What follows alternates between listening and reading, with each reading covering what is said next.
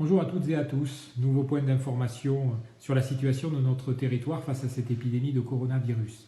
Sur le plan sanitaire, j'avais dit à quel point j'étais heureux de voir que l'hôpital de Cahors faisait face. Il est même devenu un élément essentiel dans l'organisation territoriale qui s'est mise en place au niveau de toute la région Occitanie. Depuis quelques jours, nous avons accueilli des patients du Grand Est dans un évident souci de solidarité.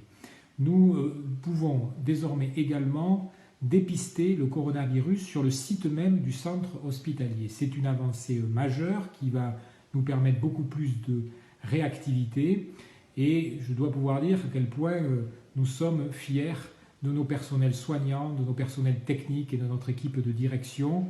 L'équipe d'infectiologues va même désormais sur les établissements sensibles que sont par exemple les EHPAD. Il n'y a pas de cas avéré sur Cahors, mais en revanche, il y a des difficultés dans des maisons de retraite du nord du département. Nous nous déplaçons, nous assurons les prélèvements et nous effectuons le test de dépistage sur la ville et sur le centre hospitalier. Ça apporte évidemment une réponse qui est beaucoup plus rapide et beaucoup plus adaptée. Sur la ville et sur le Grand Cahors, les missions essentielles sont toujours assurées par nos services et je veux les remercier de leur mobilisation. Notre préoccupation majeure, c'est l'avenir économique de notre territoire, notamment si le confinement devait durer et je pense tout particulièrement à cette période touristique qui est essentielle pour nos acteurs économiques.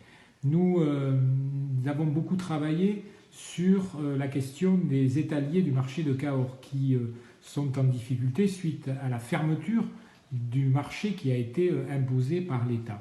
J'ai bien pris connaissance des préconisations qui sont faites et finalement de l'interdiction d'organiser tous les marchés qui sont supérieurs à plus de 10 étals.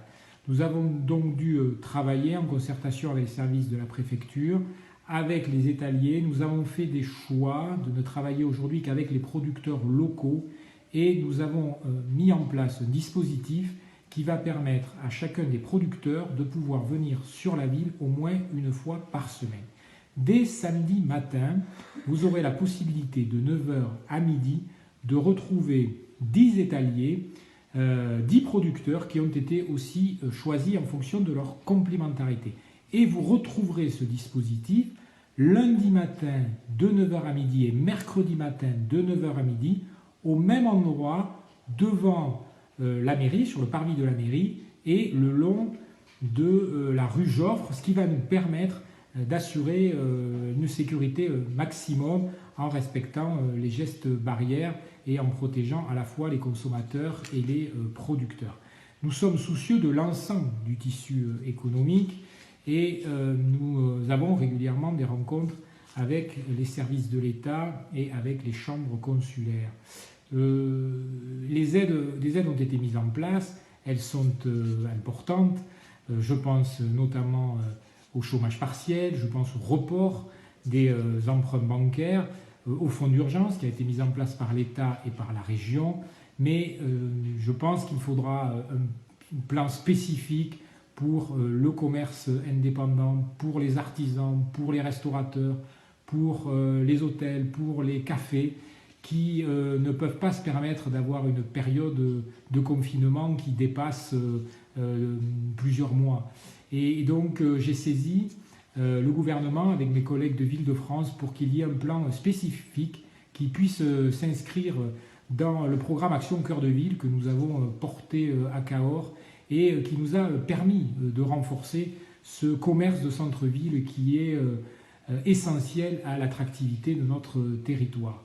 Je suis également interpellé sur la question des masques. Je crois que l'État doit jouer son rôle, d'abord en nous précisant de manière la plus transparente, la plus objective possible, quelle est l'importance de ces masques dans la lutte contre ce coronavirus, et puis en nous disant aussi quels types de masques sont les plus adaptés. Et s'il s'avère qu'ils sont indispensables, il faut absolument assurer une distribution à l'ensemble de la population.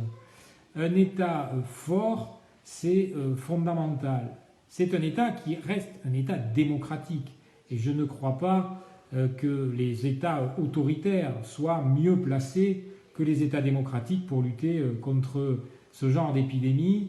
Je ne crois pas d'ailleurs que la question des libertés individuelles doivent être mises en opposition avec des mesures réglementaires fortes, notamment celles qui sont mises en place aujourd'hui.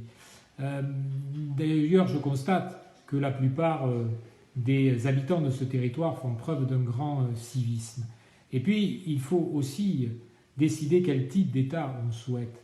Et je crois que l'État-providence n'a jamais autant démontré à quel point il était indispensable. C'est ce qui nous différencie d'États démocratiques comme les États-Unis par exemple, qui sont plutôt partisans d'un libéralisme, d'un chacun pour soi, dont on voit bien à quel point dans ces périodes de crise, il génère des inégalités et de la précarité. C'est avec ces valeurs, c'est avec ce support que nous pourrons demain rebâtir notre pays et puis certainement aussi relancer la construction européenne dont on voit bien qu'elle est indispensable si nous devons pouvoir exister entre ces grands pays que sont la Chine et les États-Unis. Je vous remercie de votre attention, je vous souhaite encore une fois beaucoup de courage, beaucoup de patience et je vous invite à respecter les gestes barrières pour que nous puissions le plus rapidement possible retrouver cette ville vivante et animée que nous aimons. À très bientôt.